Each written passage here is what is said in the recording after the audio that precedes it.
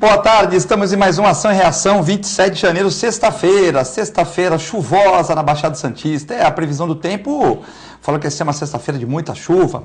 Abriu um solzinho pela manhã aqui na Baixada Santista, mas depois muita chuva. Para você, uma boa tarde. Para você que vê a reprise às 11 horas, uma boa noite. E para você que vê a segunda reprise, à meia-noite e meia, uma boa madrugada, um bom dia, né? Hoje, sexta-feira, vários assuntos. Indústrias antecipam o IPTU e ajudam a Prefeitura de Cubatão. Cubatão com muitas dívidas, hospital fechado. O Ademário pediu para as empresas Petrobras e outras adiantar o IPTU para que ele possa pagar o servidor público e outras despesas lá. As prefeituras aí estão rebolando para acertar as contas. Nova Seduc é inaugurada em imóvel que foi da CPFL Santos, lá na Praça dos Andradas. O imóvel passou por uma reforma de 10 milhões, mas a prefeitura explica que vai economizar 500 mil por ano de aluguel. Então, 500 mil por ano, em 20 anos, o prédio fica da prefeitura de Santos, né? Acho que foi uma boa aquisição, né? 200 professores e funcionários vão poder trabalhar no local, vai ter curso para melhorar o nível dos professores, enfim. Acho que a prefeitura acertou, entregou esse imóvel aí para a população de Santos, para a Secretaria de Saúde, né? Também eliminar, isso aqui vai dar um problema sério. Por liminar, Justiça libera o Uber em Santos. O prefeito Paulo Barbosa, por decisão, tinha suspendido a participação do Uber em Santos. Mas uma liminar estadual da Procuradoria-Geral do Estado de São Paulo revoga e o Uber é liberado em Santos. Falar do Uber, de táxi, é um programa inteiro, né? Mas são as notícias que nós temos para hoje. Para comentar essas e outras notícias, o nosso um dos maiores presidentes de clube aqui em Santos, que recebe as pessoas muito bem, um verdadeiro showman, né, de Santos aqui, o nosso Antônio Carlos Domingues Acosta, o presidente da Atmas aqui. Boa tarde, tá sumido do programa, hein, meu filho?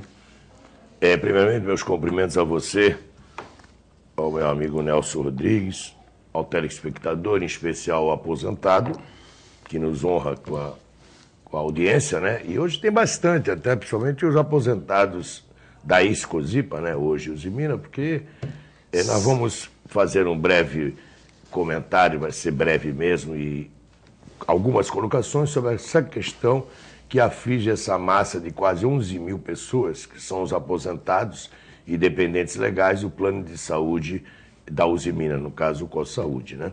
Então, fica aqui meu cumprimento, e só uma retificação que eu não sou uma grande, digamos, personagem no âmbito das atividades sociais, até porque a Atma não é um clube, a Atma é uma associação de trabalhadores aposentados, pensionistas, idosos. Mas terça-feira teve uma solenidade dedicada ao aposentado. Antônio Carlos recebe todo mundo muito bem, as pessoas vão lá, ele nomeia as pessoas por microfone. É um cara que sabe receber tudo bem. Tudo bem, mas só que faz parte do contexto, na parte estatutária, das nossas atividades sociais, que não deixa de ser um carro-chefe, né? Hoje na cidade, os nossos eventos, né? Seja boteco, seja bailado. Falar em boteco, sábado agora é o Boteco do Esquenta Aposentado, a partir das 21 horas, com o Grupo Família, DJ Edinho, Frango na TV, que é aquele cachorrinho que a gente chama, né? Fica ali rodando, né?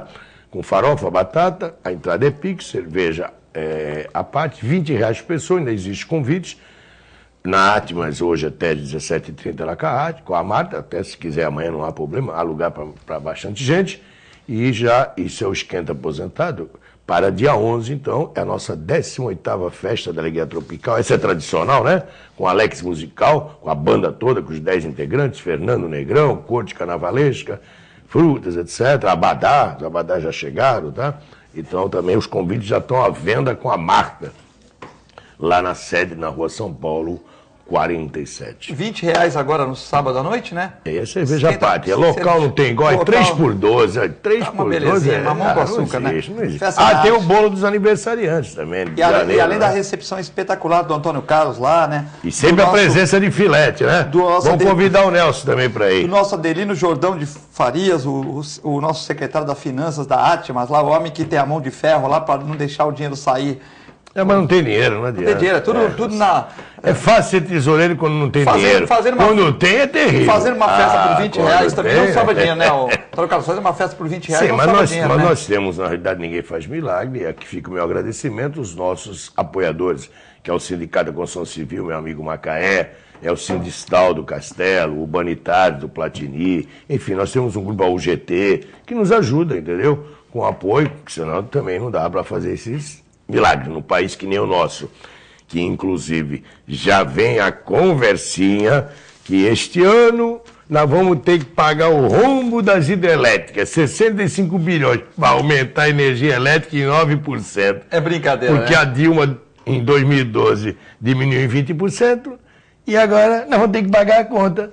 A carne vai aumentar mais 9%, agora a partir vai aumentar por causa do ICMS. 7%. E nós, aposentados, queridos desse Brasil e pensionistas, ganhamos 6,58%. Quer dizer, não dá. O dinheiro cada vez vai encolhendo mais e a situação fica pior, certo? Eu não sei o que vai acontecer. O nosso outro convidado, o Nelson Rodrigues, antes disso, a falar que os Estados Unidos está preocupado com a inflação lá, que está menos que 2%, né? Então, segundo os economistas lá, tem que ser 2,2%, porque... Aí é deflação. Porque você não tem deflação lá, não há consumo, né? Porque se você aumentar a taxa de juros, se você diminuir o financiamento, não há consumo, há desemprego. Então, nos Estados Unidos estão preocupados que a inflação anual está menos que 2%. Então, eles estão fazendo alguma coisa para dar 2,2% para poder ter mais consumo. Nelson Rodrigues, sabendo que a carne vai aumentar 7%, que o Alckmin vai colocar, ele tinha tirado o imposto, vai colocar, e como muito bem falou o nosso querido Antônio Carlos Rodrigues. Domingos. Rodrigues é ele. Rodrigues é ele, tá certo. Vamos fazer Vamos trocar. Então, vamos trocar. Vamos no cartório, Nelson, para trocar. Vamos no cartório. Vocês são parentes, pô, entendeu? Bom, então o Nelson Rodrigues, que há tempo também não vinha no programa, né? Pois é, eu queria primeiramente dar um boa tarde para o nosso grande apresentador Filete, meu grande amigo, outro grande amigo, o Antônio Carlos, e a todos os telespectadores que prestigiam o programa Ação e Reação. E mesmo aí num período de férias, né? Porque eu estou de férias, né?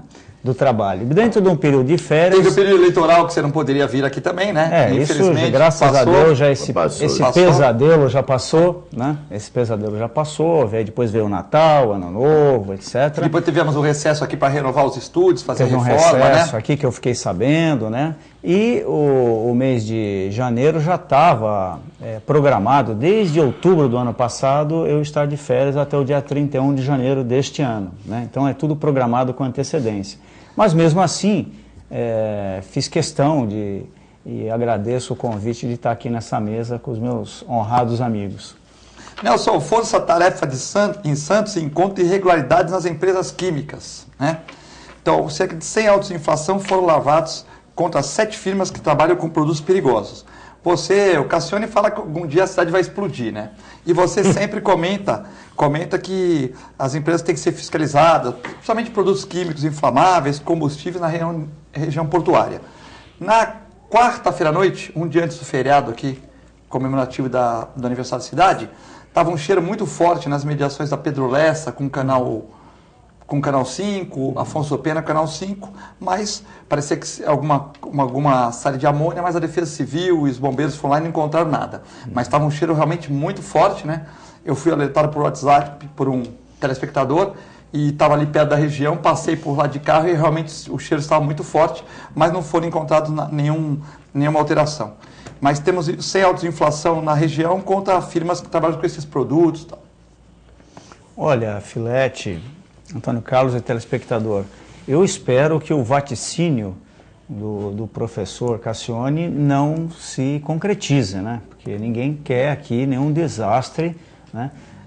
Na nossa cidade. Ele acertou 0%, ele acertou lá no Jequitimar, que teve uma explosão de gás, né? 0%, né? Tá, uma situação um pouco diferente dessa que a gente está abordando agora, embora seja perigoso também.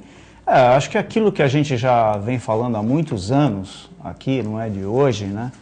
Que nós temos uma série de problemas aqui no nosso parque industrial e também aqui na região da Lemoa, de empresas que têm produtos de alta periculosidade, sim. É importante que todo santista, todos os moradores da região metropolitana tenham consciência absoluta de que existe perigo e perigo iminente, tá certo? Tivemos aí o exemplo, 2 exemplos anteriores aí dos desastres que aconteceram, que poderiam ser piores, tivemos até uma dose de sorte, mas eu quero tocar nesse ponto que você levantou, Filete, quanto à questão da fiscalização. O que ocorre? Parece que a fiscalização ela se move após um acidente. Sempre que há um acidente, a mídia, de uma forma geral, cobre, evidentemente, e tem essa necessidade e oportunidade de fazê-lo, mas os órgãos que têm essa competência de fiscalização, eles correm atrás do prejuízo por toda a informação que a mídia nos traz a partir de um acidente. Tá? Isso vai na contramão de toda a legislação que existe no mundo sobre a questão que trata dos elementos químicos e o parque industrial. Há que haver uma prevenção cotidiana, né? Não é uma fiscalização ocasional ou por amostragem, né? Tanto por parte da empresa que trabalha com esses produtos, quanto dos órgãos fiscalizadores, tá certo? Então, o que não ocorre é exatamente isso. Parece que existe uma certa dificuldade em exercer as suas funções de fiscalização, né? Acho que teríamos que ter um órgão para fiscalizar os órgãos fiscalizadores, o que seria também mais um absurdo nacional. Porque se essas empresas, esses órgãos, que têm a capacidade e a obrigação legal de estar constantemente fiscalizando as empresas, e quando o fazem não encontram nenhum problema, é um pouco estranho, né? Vocês vão de concordar comigo que se ocorre um acidente dessa ordem por um equipamento que já está obsoleto, ou com algum tipo de vazamento, ou algum funcionário não desempenhou as suas funções corretamente no trato do equipamento, se houvesse uma fiscalização contínua da própria empresa, que também é uma obrigação legal da empresa fazer isso, mas ainda uma fiscalização externa, né? Eu acho que o Ministério do Trabalho também tinha que ter uma atuação mais forte em relação a isso, né? Os EPIs, os equipamentos de segurança de muitos trabalhadores são negligenciados por muitas vezes nas empresas. Às vezes tem, mas o trabalhador não usa e não tem fiscalização também, né? Já é uma obrigação da empresa a exigência do funcionário usar aqueles equipamentos para que não traga prejuízo não só para o trabalhador, mas para a própria empresa, de uma forma geral, né? Você imagina um trabalhador que é acidentado. É um prejuízo pessoal do trabalhador, dos seus familiares, da empresa e do país, né? Para cada acidente que ocorre. Então, eu lamento muito a gente ainda não ter uma cultura forte em cima da fiscalização daqueles que têm a obrigação de fazê-lo. Ô, Antônio Carlos, questão da Previdência é uma questão que hoje diz que os aposentados estão cabreiros, né? Porque a Previdência Social é matéria aqui até do jornal Expresso Popular. Outro dia o Sidney Costa, nosso comentarista, ficou preocupado porque eu falei aqui do Diário Litoral. Aqui o nosso jornal é pautado pela Tribuna, essa matéria de agora da Forças Tarefa está na Tribuna. Diário Litoral, Jornal do Boqueirão, Jornal do Vila Matias, Jornal da Orla, Estado de São Paulo, revistas de circulação mensal, Folha, né? Então aqui o Jornal Expresso Popular, rumo deixa aposentados cabreiros, né? É um jornal de linguagem mais popular mesmo, né? Sim. Previdência anuncia déficit recorde nas contas, mas sindicalistas veem nisto um pretexto para tocar a reforma. Na verdade, a Previdência é superavitária, né? É só não colocar gente que nunca trabalhou nesse mesmo balaio, não pegar 30% para outros fins e tal. E tem aqui até uma entrevista com o nosso amigo Antônio Carlos, que está hoje aqui no jornal, né? No jornal Expresso Popular. Eu queria que você comentasse sobre se os aposentados estão preocupados com esse assunto que está em voga, né? Sim, mas antes de eu entrar nesse comentário, eu queria parabenizar os aposentados, até porque no último dia 24, ou seja, na terça-feira, comemorou-se nesse país o Dia Nacional do Aposentado. É um decreto-lei, ou seja, instituído na época por um ex-deputado, Benedito Marcílio, que participou do movimento dos aposentados, e é oficial a partir de 1977, o dia se comemora.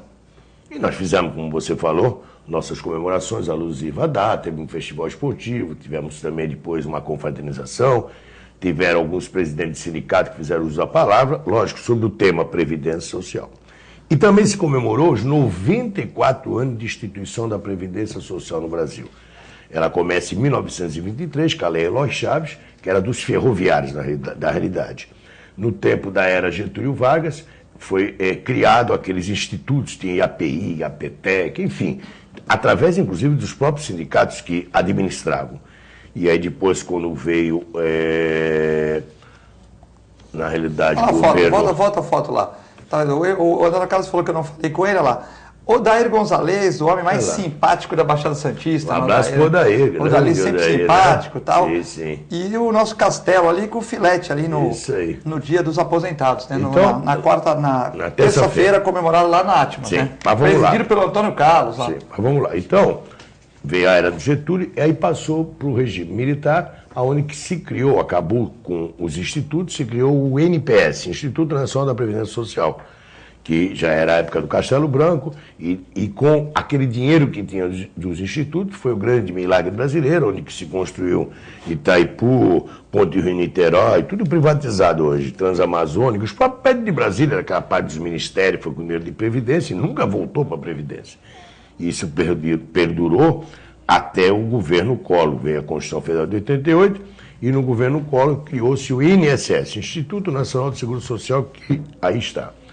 E durante esses 94 anos, sempre houve, dentro do período de Getúlio para frente, principalmente, um atrelamento da administração pública, no caso, o Ministério da Previdência Social, era que o Ministério da Previdência Social e Trabalho, enfim. E depois desses anos todos, lamentavelmente, para quem não sabe, acabou o Ministério da Previdência Social no governo atual do Michel Temer, ou seja, hoje os benefícios, da Previdência, cerca de 32 milhões, estão atrelados, vejam só, ao Ministério Agrário e de Desenvolvimento Social. Onde nós fomos parar, hein? Que eu não sei nem o nome do ministro. E na questão do custeio, é o Ministério da Fazenda, que é o Meirelles, que todo mundo conhece, que entra a Receita. E o Ministério da Previdência Social acabou e tem um secretário, que é o Marcelo Caetano, que é um secretário. Secretário cumpre ordens, certo? Secretário não tem poder que nem um ministro. É totalmente diferente. Ele recebe ordem do ministro da pasta dele, né? Não, ele é subordinado ao Ministério da Fazenda, que é o Meirelles, e do Desenvolvimento Social e Agrário. Ele tem que seguir as normas. Não tem o papel. Funcionário. Executivo, mas é funcionário. Conclusão, veja onde nós vamos parar, que eu sempre, quando eu tenho oportunidade onde estou, me dirijo aos dirigentes sindicais, às centrais, como que o movimento sindical deixou acabar com o maior ministério nesse país, que a maior poupança é a Previdência Social. A Previdência Social não arrecada só do empregador e do empregado, ela arrecada Confins. O que é Confins?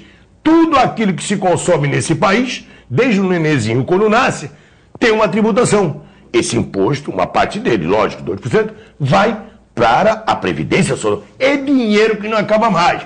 Além do empregador, além do empregado, as contribuições, tem a questão de repasse de PIS, tem a questão no rural, que hoje paga 2% sobre o faturamento bruto, né? Que antigamente nem isso pagava. E, de repente, mal entrou o governo que está aí, que é o mesmo governo, é o governo da Dilma, né? Só trocou, ele é o vice, trocou, tá, pô. Vamos fazer a reforma da Previdência. Pera lá, a Previdência já foi reformada, na realidade, em tese, com uma PEC 33, que foi a emenda constitucional em 98, pelo senhor Fernando Henrique Cardoso, certo? Que trouxe o quê? A desvinculação dos benefícios da Previdência. Ou seja, aquele que ganhava 10 está ganhando 4. Quem ganhava 4 está ganhando 2. Quem ganhava 2 virou salário mínimo. Mas a dele Tanto é que nós temos hoje 23 milhões de pessoas dentro da Previdência, incluindo o rural e o longe, ganhando um salário mínimo. Absurdo dos absurdos. Segunda questão. A Previdência, na realidade, ela tem que separar o joio do trigo. Hoje, os 13 milhões de trabalhadores aposentados rurais e aqueles da LUAS, que é a Lei Orgânica de Assistência Social, que são os deficientes, que às vezes nem trabalharam, e não contribuíram, Na realidade, se for separar, são 150 bilhões de reais que sobraria no caixa da Previdência. Então, essa falácia que agora tem que fazer reforma da Previdência, tem que aposentar com 65 anos, porque o brasileiro está vivendo mais. Vem cá, ele não pode viver mais? Então não pode viver mais. É sacramentar. Você vai viver, vai morrer tal dia. Porque não é possível. Mas isso não dá para aceitar. Que morre com 60 anos e pagou a vida toda e não recebeu nada também. Um abraço. Então, isso é papo furado, isso é pano de fundo. Nós desafiamos nesse país, seja em congressos, seja em seminários, mostrar que a Previdência Social é superavitária. Inclusive, o governo nunca quis, o senhor Fernando Henrique, numa canetada, acabou com um fórum que a gente discutia, que era o Conselho Nacional da Seguridade Social, que é o artigo 194 da Constituição, que é Seguridade Social, qual o componente? Saúde, Previdência e Assistência Social. Que nos últimos 10 anos acumula um superávit de 630 bilhões de reais, do qual o governo pode tirar 30%, que é a DRU, né, Desvinculação de Recursos da União, para fazer o que quer.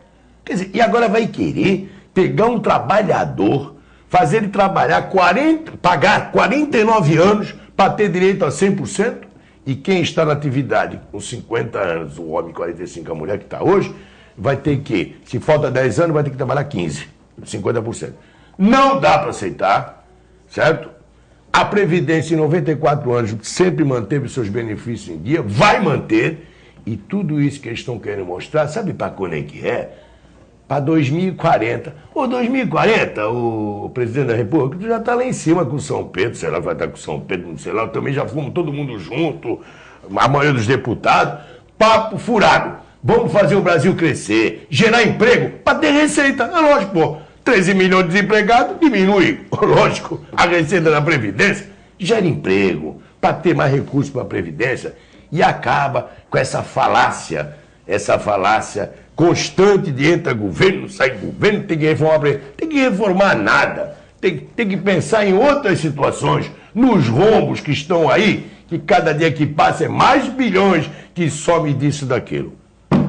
Nelson, a questão da Previdência deixa todo mundo muito preocupado, né? Porque todo mundo contribui, e ninguém tem culpa se eles pegam 30% para outros fins, se põe gente que nunca trabalhou, e nada contra gente que nunca trabalhou, mas cada nunca trabalhou vai lá, índio, rural, não sei o que, aí colocaram 17 milhões de pessoas a mais, né? 17 milhões na Previdência? Não, hoje são 13 milhões que recebe sem nunca ter pago. 13 milhões. Então é aquele negócio, né, Nelson? Se muita gente está pagando, as pessoas estão vivendo mais, graças a Deus, né? E se você também, de uma certa maneira, põe 13 milhões que nunca trabalhou no mesmo saco e ainda tira 30% disso, mesmo vindo de dinheiro rural, confins, trabalhador, empresários, patrões, não fecha a conta, né? Se eles querem dar 13 milhões que nunca trabalharam, põe em outro sistema de ação social. É assistência social. Mas é prerrogativa nacional. Todo mundo que lê o jornal vai pagar 1 centavo a mais para isso.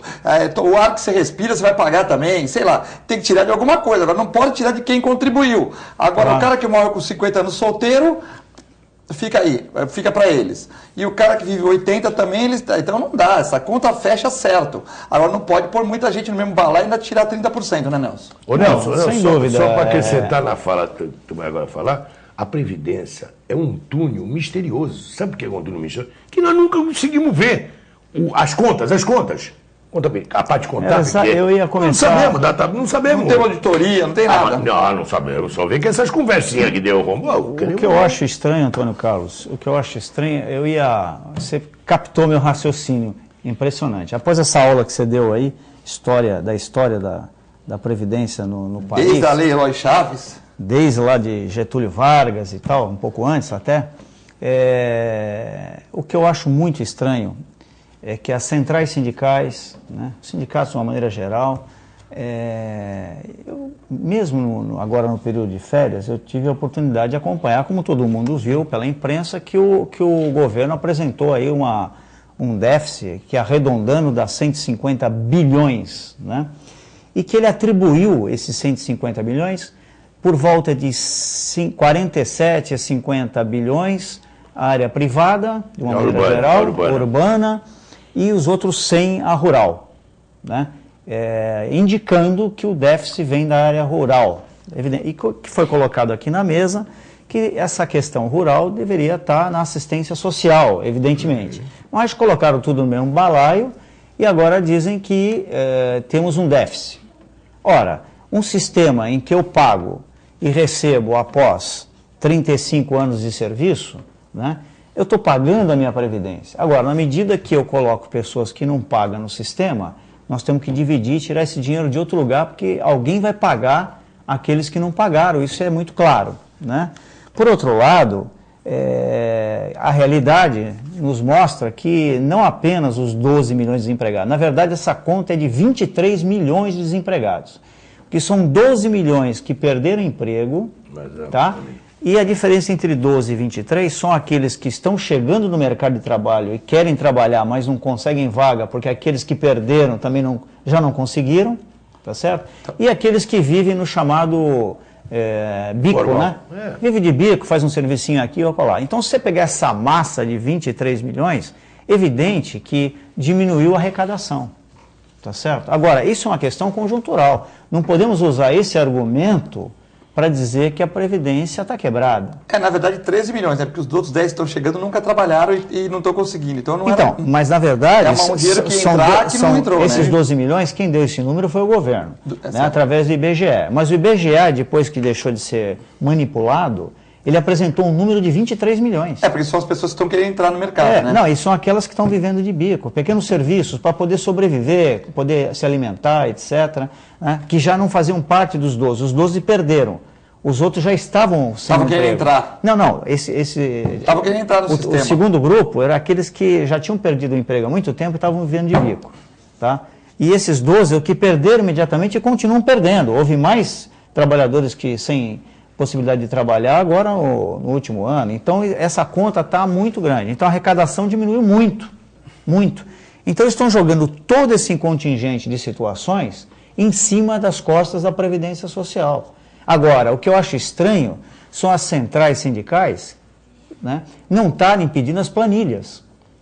Porque como é que você vai discutir um assunto se que não seja em cima de uma planilha, de um trabalho de auditoria em cima da Previdência? Fica um jogo teórico de discussão, né, que a gente não tem como ter clareza de raciocínio. É uma caixa preta, que a gente não consegue ter acesso a ela. Não é de hoje, é de anos e anos e anos e anos. E, por outro lado, a gente não pode aceitar, tu acabou de falar, 103 bilhões o rural e 47 o urbano. É só diminuir, sobraria. Esses 103, se eu não pagasse, quem tem que pagar é o Tesouro Nacional, porque é assistencial, tem nada a ver com a Previdência. Assistencial. Tem uma Secretaria da Assistência Social. Foi o primeiro ato que o presidente Lula, quando entrou, separou o Ministério da Previdência Social e criou a Secretaria da Assistência Social, que foi até a Benedita, a primeira secretária, etc. Ele tem que pagar. Eu já estaria com 56 bilhões de superávit.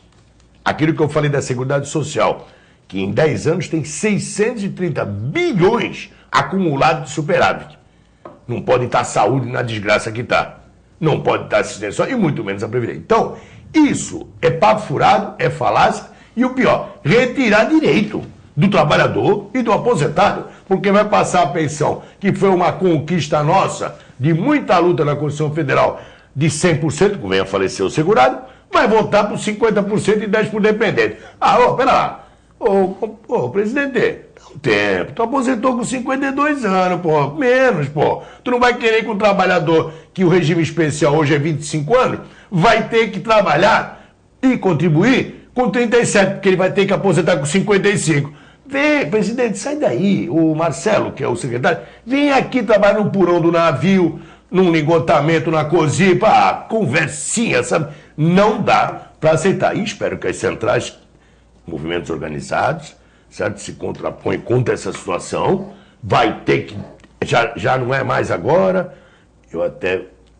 Desculpe que eu falei que aquele Rodrigo Maia era um louco quando ele falou, em março está tudo aprovado. Ele nem sabe se vai ser presidente da casa, está enrolado lá.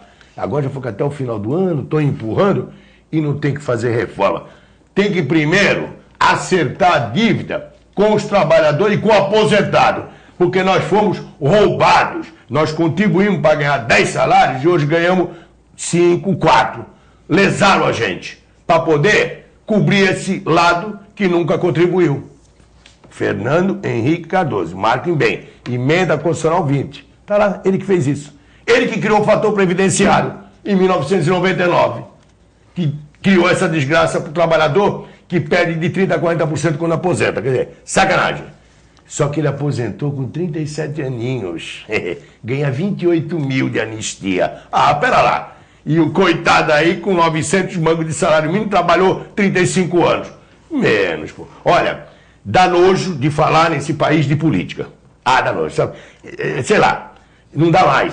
Sabe? É papo furado, só mentira, certo? Ali para te salvar um, não é brincadeira. Nem no bingo tu consegue salvar um daquele lá. Nós vamos ao rápido intervalo, tem mensagem chegando. Você que quer conversar com o Nelson ou com o Antônio Carlos, pode passar o WhatsApp por 997115545. Telefone na tela aí. Nós vamos a um breve intervalo, é muito rápido, já voltamos.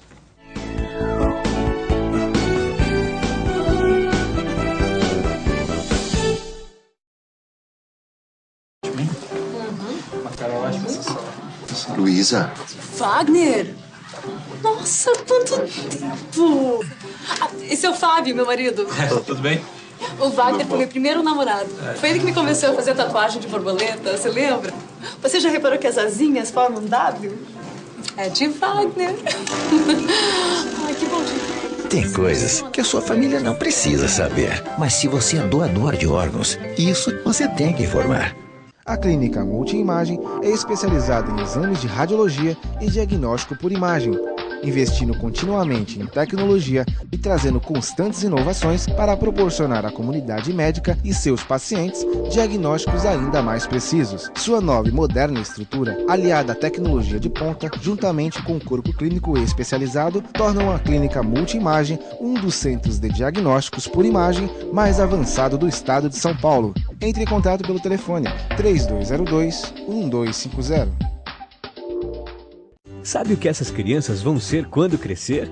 Serão adultos que poderão escolher suas carreiras e decidir pelo próprio futuro. Pois hoje, as empresas que participam do programa Empresa Amiga da Criança investem no presente para mudar o futuro de muitas crianças e adolescentes.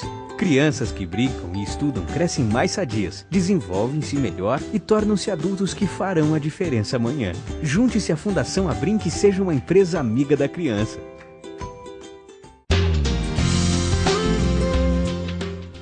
Apoio ACESP, Associação dos Canais Comunitários do Estado de São Paulo. Com o objetivo de atender cada vez melhor, o Plano de Saúde Santa Casa oferece a você e a sua família uma ampla rede de atendimento em Santos, São Vicente, Praia Grande, Cubatão e Guarujá. Além de contar com a melhor equipe médica e multiprofissional do litoral paulista. Plano de Saúde Santa Casa de Santos. O melhor atendimento em plano de saúde. 3226-6200. Sintracomos. 76 anos de lutas e conquistas em prol do trabalhador. Um sindicato forte a serviço do trabalhador. Este é o Sindicato dos Trabalhadores das Indústrias da Construção Civil, Montagem e Manutenção Industrial e do Mobiliário de Santos, Cubatão, Guarujá, São Vicente, Praia Grande, Mongaguá, Itanhaém, Peruíbe e Bertioga. Associe-se ao Sintracomos e faça parte da nossa família. Administração, Presidente Macaé Marcos Braz de Oliveira.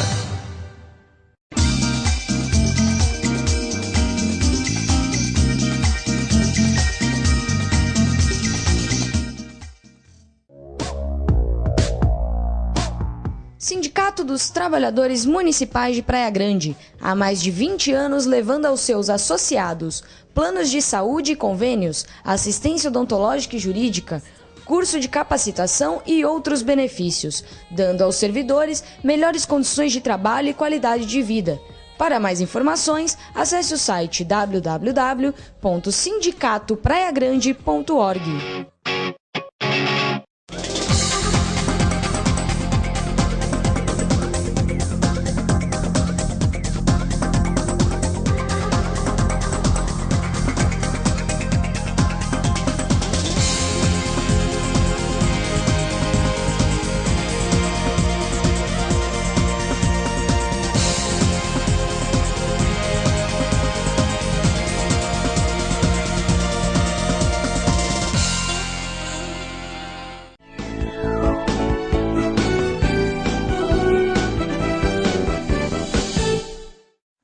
Estamos no segundo bloco do Ação e Reação desta sexta-feira chuvosa aqui na Baixada Santista, 27 de janeiro de 2017. Porque tem gente como Mário Gil, Antônio Carlos, que está vendo o programa de Portugal, tem a dona Regina, amiga do Nelson, do Rio de Janeiro, né, dona Regina? Isso. Então, no Rio de Janeiro. Tem a Flaviane de São Vicente, todos aqui vendo o programa, alguns pelo www.tvcomsantos.com, né? Bom, temos aqui, você pode ajudar o Educandário Anália Franco, que necessita de doações dos seguintes alimentos: leite longa-vida, margarina, suco em pó, açúcar e fermento. Faça como Nelson Rodrigues. Mande sua doação, ligue para 3229-8500.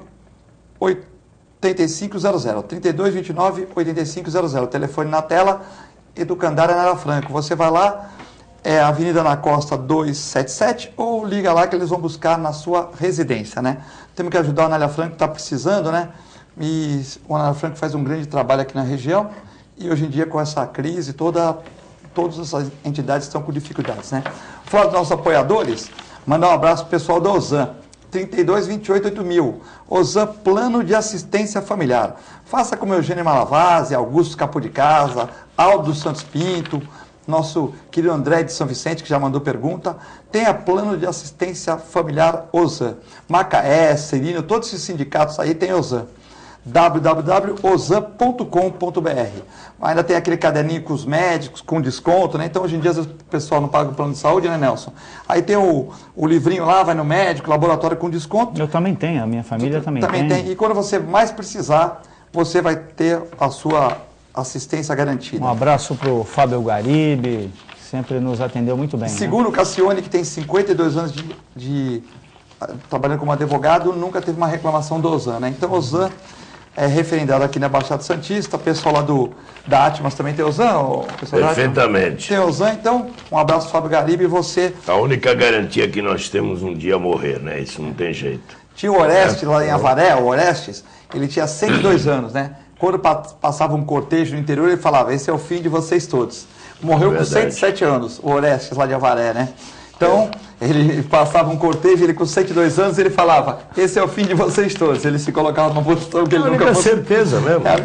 Por isso, como nós temos a certeza que um dia vamos morrer, digamos aqui, nesse plano. Ainda bem que o Michel Temer não vê o problema. Não. Porque se o Michel Temer ele vê que o cara morreu com 107 anos, ele vai arrochar mais a Previdência, né? É morrer nesse plano aquilo que nós temos, que isso aqui nós alugamos, né? Que é a parte da carcaça, né? Eternamente nós vamos viver sempre na parte espiritual. Isso. Então não tem saída para você pelo menos ter um pouquinho de dignidade, que nem isso o governo dá, um caixãozinho, né? Aí você tem que entrar no plano da OSAN. Quem morrer cedo, não tem só um plano, tem um projeto que quem morrer cedo, o governo vai dar o caixão. Quem não vai usar a Previdência, quem morrer cedo, não tiver filho, não tiver mulher, o governo dá o caixão. Se não é 50% da mulher e mais 10% por cada filho. É brincadeira, né? Meu Deus do céu. O cara, como o Nelson falou, paga a vida toda para depois não receber quase nada. Também um abraço pro pessoal do Boqueirão Express Grill. Nós vamos almoçar hoje lá, o pessoal da TV Com, lá no Boqueirão Express Grill. Mas é no Vasco da Gama, né? Não, no Vasco da Gama não. Vasco da Gama é na faixa. Na faixa, né? Sempre alguém paga. Na faixa só os funcionários e o Augusto, entendeu? A gente aqui tem que pagar, entendeu? Lá com um abraço pro Nelson, pro Paulo. Boqueirão Express Grill. Rua Viana 89, né? Do lado da Unisanta, em frente ao Supercentro Boqueirão. Pratos deliciosos. Hoje você paga a conta, Antônio Carlos. Você paga a conta lá, ou o Nelson paga a conta, né? Porque no outro dia eu paguei a conta para vocês, hoje vocês pagam a conta. Hoje é o Nelson. Pratos maravilhosos. Já que hoje é meu dia de pagar a conta, eu queria mandar um beijo para minha mãe, a dona Dilma Rodrigues, né? Fique bem claro, que ela está me aguardando lá para o almoço em casa. Está preocupada? Então já estou mandando um beijo para minha mãe. Você vai pagar a conta, como é que vai almoçar em casa? Já saiu fora do almoço, olha lá. Ele vai pagar a conta, mas já saiu fora do almoço.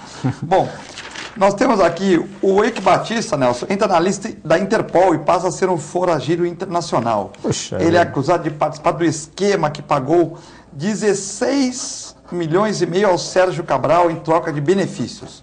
O nome do empresário Eike Batista, de dólares, isso, bem lembrado. Está na Operação Eficiência, deflagrada nesta sexta-feira no Rio de Janeiro. Está incluído na lista de procurados da Interpol, Polícia Internacional. O empresário pode ser preso no exterior e deu um trabalho porque ele passou com um passaporte alemão que ele tem também. E é considerado foragido internacional. Dupla cidadania que ele tem. Dupla cidadania. O Eike Batista, que era um dos empresários que, num programa do nossa co-irmã Globo, do Fantástico, ele chegou a dizer que em 2016, 2017 seria o homem mais rico do mundo. Ele esteve na lista da revista Forbes, né, que já foi retirado, inclusive, né, e agora envolvido no escândalo. São coisas que até é difícil a gente ficar comentando, isso já está assiduamente sendo comentado aí por todos os meios de comunicação, né?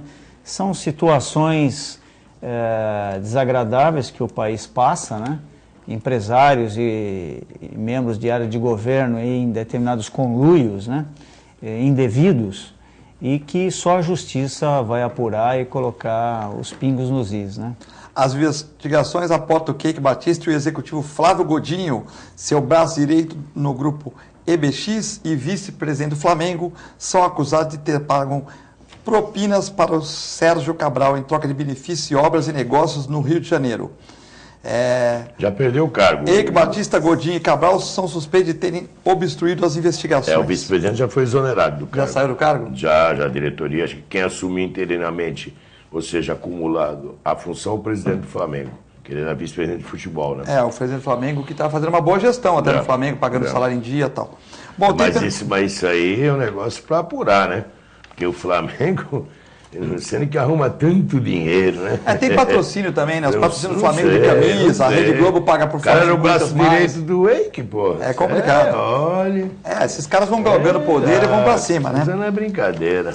O Uriel Vilas Boas, o vereador sem salário, aqui sempre presente aqui no nosso programa, sempre acompanhando, pergunta pro Nelson: qual tem sido o seu papel, Nelson, na entidade que você representa, na questão da Previdência? O Uriel tá apertando o nosso Nelsinho aqui, pô. Qual o papel que eu tenho tido na entidade que eu represento na questão da Previdência? Qual tem sido o seu papel na entidade que você representa? Qual entidade você se refere, né? Porque eu faço parte de várias entidades, né? TV Com? Então eu não sei qual dela. Deve ser no sindicato, né? Se for na entidade ambiental, a gente não trata muito da questão previdenciária na entidade ambiental. Se for na TV Com, tem aí as suas discussões, mas é mais ligado à área privada e gerencial da TV. E na questão sindical... deve ser na sindical, né? Na questão sindical... É que você é uma pessoa que faz muitas coisas, né? Mas deve ser na sindical. Na questão sindical, o sindicato, em relação ao governo do Estado de São Paulo, tem as suas pautas reivindicatórias, né? Tem o seu desconto natural previdenciário em folha, e estamos acompanhando aí o cenário nacional em relação à chamada reforma da Previdência, e temos uma posição que já anteriormente, no bloco anterior, passamos aqui, que tem um desacordo em relação à visão governamental. Essa questão aí da Previdência, nós temos também a questão do Uber aqui hoje em Santos, hein? Essa questão que, por liminar, a Justiça libera o Uber em Santos, né? Então, a liminar da Procuradoria-Geral de Justiça de São Paulo suspendeu a lei municipal que proíbe o uso de carros particulares cadastrados em aplicativos. Com isso, o Uber não poderá ser mais multado ou apreendido. O prefeito Paulo Alexandre Barbosa, apesar de proibir o aplicativo, já pensa em legalizar o transporte individual. Essa questão do Uber e táxi é complicada, né? Muito complicado. Eu sou membro da Comissão Municipal de Transporte, né?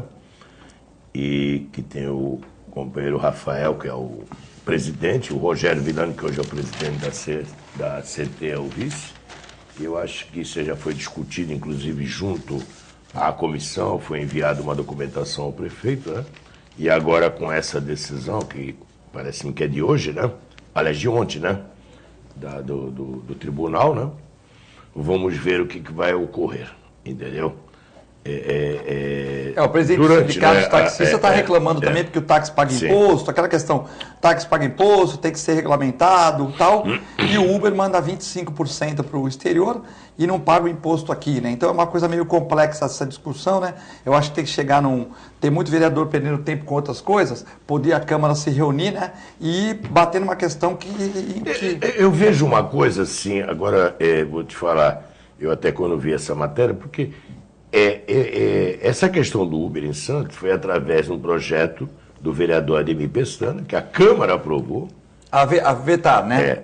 Proibindo, e o prefeito promulgou. Isso foi em novembro de 2015. O Ademir Pessana estudou uma lei que proibisse o Uber em Santos e o prefeito Paulo... Então, a lei foi aprovada pela Câmara, sancionada pelo prefeito. Agora vem a Justiça, através do tribunal, uma juíza, através de uma milhar e caça. Veja bem, porque os poderes, eles têm que ser harmoniosos. Nós temos 3 poderes constituídos no Brasil, executivo, legislativo e judiciário, independentes. Entendeu? Isso nos causa uma preocupação. Por quê? Porque, de repente, o judiciário está, na realidade, através de uma liminar, caçando, certo? Uma lei que a Câmara aprovou e o prefeito sancionou. É um conflito aí, entendeu? Até o prefeito, na matéria, diz que nem vai recorrer, etc., porque eles estão com um projeto aí para tentar regulamentar, agora vai voltar à Câmara, dia 2, para ver, para acabar com esse conflito. Não sei qual vai ser o projeto, acho que os vereadores têm que discutir isso, e tem muitos vereadores que entendem desse assunto e resolver essa questão, né? Discutir essa questão, entendeu? Até tem o vereador que assumiu agora o mandato, o Duarte, né? Que é presidente da Comissão de Transporte, que é transporte, né? Da Câmara, no caso da habitação, já se propôs a discutir em audiência, etc., para ver um caminho, entendeu? Mas isso aí virou um conflito. Carlos, Agora, a cassação, ou seja, através de uma liminar, de uma lei, é uma coisa meia, sabe, para ser discutida em todo caso. Eu acho que a questão não é proibir ou não proibir. Eu acho que tem toda atividade, né, que gera prestação de serviços, recursos, etc., tem que ter um regramento, né? Tem que ter uma regra clara de funcionamento. Quer dizer, não dá também... as empresas de táxi têm aí um compromisso com a cidade, né, uma regulamentação, paga impostos, etc.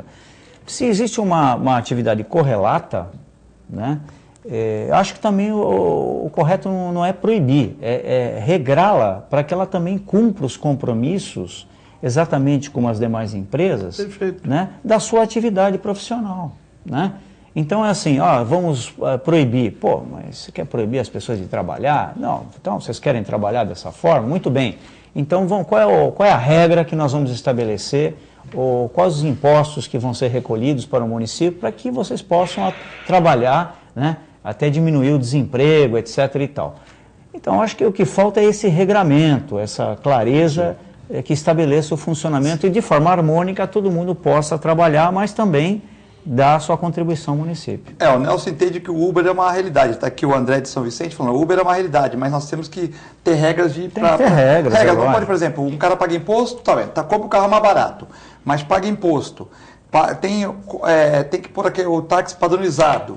Você tem que ter 6 meses, tem que ter uma regulamentação. Exatamente. Paga fazer imposto, aferição, tudo. Aferição, você paga imposto de serviço. Aí uma pessoa vai lá, põe um carro tal, ganha à vontade. Você mesmo pode pegar o Uber, pôr o aplicativo no carro e começar a trabalhar. Sem dúvida. Entendeu? Então Esta é uma discussão que tem que ser feita, porque aquilo que o Nelson colocou é verdade. O taxista é um patrimônio.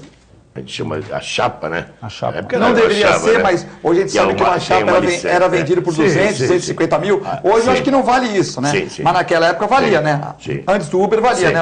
Aí tem uma licença, ele tem a oferição do carro, ele recolhe imposto sobre serviço, etc, etc, etc. Aí vem uma empresa, se instala, não recolhe um centavo para o município, certo? Ganha 25% daquilo que, evidentemente, a pessoa que trabalha repassa pelo aplicativo. Só que, digamos, era assim, isso como nós temos muito desempregado no país, então era uma forma do cara comprar um carrinho que foi mandado embora da Usimina e trabalhar. Só que isso aí virou uma bagunça. Eu conheço pessoas que ganham R$5.000 por mês, empregado em empresa, e trabalha de dia e chega à noite para trabalhar com o Uber. Pô, aí peraí, aí já não dá. Tu tem 1.162 táxis e já tem quase 1.500 do Uber. A cidade não suporta. Alguém nessa situação vai acabar, como diz o outro, sendo prejudicado. E quem vai ser prejudicado vai ser o taxista. Fora que fim de semana, às vezes o Uber de São Paulo vem pra cá. Indica que vão pôr em janeiro, que a cidade está muito cheia, vem pra cá, vem pra Santos, São Vicente, Praia Grande, Guarujá. Quer dizer, então aí fica 1.662 taxistas, é isso, né? Mais 1.162. 1.162, mais é 2 mil do Uber, né? Nada contra o motorista do Uber, não tem nada a ver, mas peraí, tem mas que aí já é uma regulamentar, concorrência desleal, cara. digamos, o cara só paga 25% de imposto. Agora, a outra coisa que chama atenção é a questão do seguro, né, Nelson? Por exemplo, o taxista ele tem que ter um seguro, porque ele pagou o seguro do carro. Será que todos os Ubers estão pagando esse seguro? É complicado, porque se você estiver dentro de um Uber, pode ocorrer um acidente. E quem vai bancar esse acidente? Então, essa questão tem que ser normatizada, né? Você manda 25% para uma empresa do exterior, a cidade não arrecada nada, o Estado não arrecada nada e a nação não arrecada nada. Quanto você paga imposto, quanto o Antônio Carlos paga imposto. Eu acho que tem outros 2 aspectos que eu acho que tem que ser observados. Primeiro é o direito de escolha daquele que quer o serviço, né? A população, as pessoas de uma maneira geral, individualmente, têm o direito de escolher quem é que vai prestar o serviço para ela, tá certo? Por outro lado, não pode ter uma empresa também que gere uma situação indevida, né, em relação a quem já está estabelecido na cidade e tem essas relações já elencadas anteriormente. Então, esse regramento, eu acho que isso devia ser feito, não já uma lei que já proibisse logo de cara, ser uma discussão mais ampla, tá certo? Eu acho que houve uma precipitação. Eu acho que teve, ao contrário, ter discutido um regramento claro, objetivo, e aí sim estabelecido a lei com esse regramento, tá?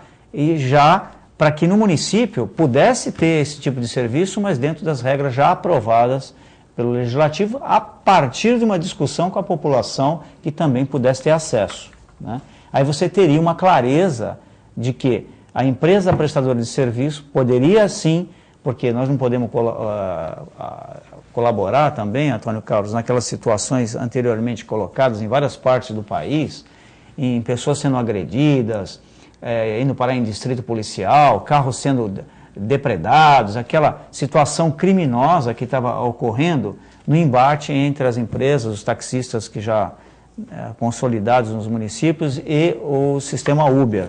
Então, ninguém quer confronto, ninguém quer que ninguém prejudique a vida de ninguém, não quer questão criminal envolvida, nada disso. O que nós precisamos realmente é de um regramento claro para que todos possam prestar serviço. E aí o cidadão é que vai fazer a escolha, né? Sim. O cidadão é que vai fazer a escolha. A Nívia Cavalcante está mandando um abraço para o Nelson e para o Antônio Carlos, diz: eu trabalho com seguros, essa informação foi importantíssima, Filete. Nem todos estão pagando seguro, eu estou assistindo aqui, né?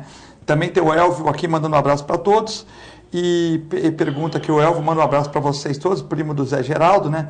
Fala que o programa está muito bacana, tudo. E também nós temos as fotos aqui que o nosso Antônio Carlos quer falar sobre plano de saúde, aí, não é isso? Isso é importantíssimo. Posso falar? Pode falar agora. Bom, isso aqui, na realidade, é para aqueles que são aposentados da ex-Cosipa, né? Hoje os Minas. E eu trouxe aqui, acho que dá para colocar na câmera, né? Um informativo de 1996, tá? Esse informativo, na época, ou seja, foi 21 anos atrás. No dia 1º de março de 96, dizia assim: o que é o ConSaúde? É um fundo sem fins lucrativos instituído em parceria com a empresa, empregados e aposentados, para dar cobertura às despesas médicas hospitalares de seus associados, implantado em regime de autossustentação para atender o antigo anseio da comunidade cosipana. É um fundo sem fins lucrativos. De 96, ele entrou em vigor no dia 1º de maio de 96, tá? Tinha os locais para assinar. Até 2002, era administrado pela Fundação Cosipa de Seguridade Social, que era a FENCO, que hoje não existe mais, hoje é Previdência de Minas. Na realidade, nós temos a nossa FENCO, que é o PBD, Plano de Benefício Definido, separado, e mais o COSIPREV, que temos cerca de 1 bilhão e 829 milhões de reais lá. E de olho, porque senão eles vão acabar, já levaram a FENCO, vão acabar levando o dinheiro. Mas nesse ponto nós estamos ali, dia a dia, certo? Acompanhando. Em 2002, assumiu a administração do fundo do ConSaúde a Fundação São Francisco Xavier, uma entidade sem fins lucrativos que administra lá em Ipatinga o Hospital Maurício Cunha, certo? Que existe desde 65, tá? Com 529 leitos, etc. Muito bonito, muito bonito. Mas Não é bem assim, mas também é sem fins lucrativos. E a coisa veio, até que chegou um momento que, em 2010, nos separaram do plano da Ativa, que nós éramos da Ativa, certo? Em 2010. Para nossa surpresa, soubemos ano passado que tem 2.500 trabalhadores que se aposentaram de 2010, continuaram no plano da Ativa, mas nós fomos tirados. E em 2012 começou aquela famosa desgraça do primeiro reajuste de 58%. O sindicato entrou na justiça, certo? Criou-se uma judicialização. A Atmas e a Braca entraram no Ministério Público em 2013, o sindicato entrou em dezembro de 2012, e a coisa veio, e aumenta tanto, diminui, tira, até que houve uma decisão para aplicar os índices 50% daquilo que seria, e em maio do ano passado, através de uma petição que foi feita pelo sindicato, determinou-se a justiça que o aumento tinha que ser igual ao da Ativa, que é 15,21%, a partir seria de novembro, que vai ser aplicado agora na Olerite, já da semana que vem, dia 31, retroativo a novembro em janeiro, em fevereiro retroage em dezembro, e mantém o plano, certo? Por que manter o plano? Porque tem uma decisão da Justiça, da nona vara, do Dr. Carlos Ortiz Gomes, que diz o seguinte: fica vedada a REC, no caso é a Fundação, a cessação do plano com saúde, com a obrigação de migração dos usuários a outros planos, sob pena de pagar multa diária por descumprimento de R$40 mil. Muito que bem, continuo com saúde. Quem quiser ir para o Uso Minas Saúde 2, é um problema de cada um. O que não dá é agora, a partir da semana retrasada, ficar ligando de patinga para a casa dos aposentados, dizendo quanto segue. Se não assinar até dia 31, dia 1º de fevereiro, não vai ter mais com saúde. Como que não vai ter? Tem uma determinação judicial. Isso aqui não foi derrubado, certo? Até porque nem cabe embargo, muito menos cabe agravo. Então, você está garantido sim pela decisão judicial. Pela decisão judicial. E com certeza, esse tipo de coação que está sendo feito através de ligação, na próxima segunda-feira vamos se dirigir ao Ministério Público, no caso, doutor Ézio Benito, informando, já até gravamos. Não é assim querer colocar a goela abaixo, não é assim querer criar um rombo que foi feito através de uma má administração. Incompetência, não é assim que se faz para resolver o problema e penalizar em 136% as pessoas. Tem que aguardar a decisão da justiça. Eu sou daqueles que eu vou até o fim, eu não sou daquele que fala, não assina, como aconteceu no passado, e vai lá assina. Eu não vou assinar, vou até o fim, vai perder o plano? Quero ver se vai perder, quero ver, certo? E dizer, para encerrar, o sindicato teve até uma assembleia na última... Só pedia para você agilizar, porque a produção já falou que o tempo estourou. Na última quarta-feira, também tem que tomar uma posição mais forte. Não simplesmente dizer assim, aguarde a justiça. Até porque tomei conhecimento que já houve 3 reuniões do sindicato com a direção do fundo, da Fundação São Francisco Xavier. Para quem dizia que não conversava com o patrão, que a Atmas e a Braco era puxar saco e conversar, e nós sempre conversamos, e se precisavam conversar, eu estranhei. Então também tomem cuidado. Então esse que eu queria falar. Obrigado aí. Vamos encerrando. Pela Queria participação no programa, Nelson. Queria agradecer ao Nelson, mandar um abraço para o Passarinho que está vendo o programa também. José Carlos Gomes, o Passarinho. André Simões de Andrade vendo o programa também. E para o Moisés Fernandes, que mandou aqui as fotos da queda de uma parede do Hospital do Zona Noroeste, mas ele mandou as fotos, mas não há tempo para a gente passar. Nelson, muito obrigado por ter aparecido. Boa tarde a todos, muito obrigado. Obrigado para o Moisés. Segunda-feira nós passaremos as fotos. Fiquem com Deus e com a nossa extensa programação aqui na TV Com. Muito obrigado.